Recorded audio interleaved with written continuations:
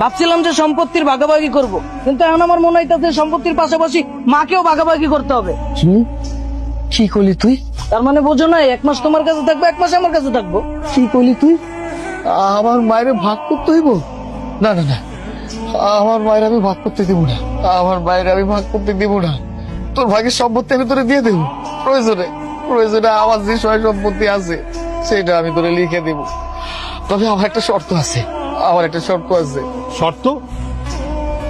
কিসের আবার শর্ত?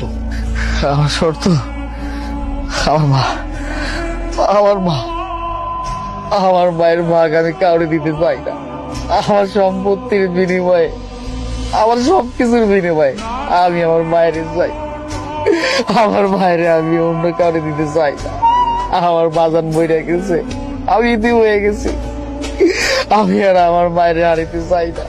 আমার যা কিছু আছে সবকিছু নিয়ে নেন, তারপরও আমার মায়ের আমারে দেন। আমার মায়ের ভাগ আমি দিতে পারব না, এইটাই আমার চাওয়া, এইটাই আমার শর্ত।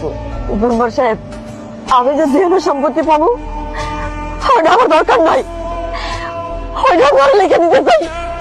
ওর মতো গোলাঙ্গার পোলা আমার দরকার নাই, দরকার নাই। আমি মনে করি আমার এক পোলা মরে গেছে, আমার এখন বর্তমানে একটাই পোলা, সাগর।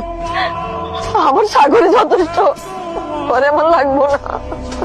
আরিয়ান, তুমি তো শুনছই তোমার ভাই আর তোমার মা কি বলছে। তারা বলতেছে সমস্ত বিষয় সম্পত্তি তোমার তারা দিয়ে দিবে, বিনিময়ে তোমার বড় ভাইয়ের কাছে তার মা থাকবে। এই শর্তে কি তুমি রাজি আছো?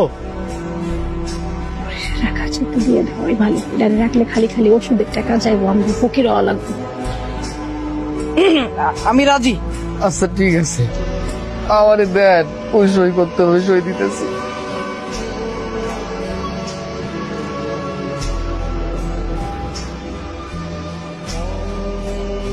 ঠাকুর মিয়া, এনে সই করো।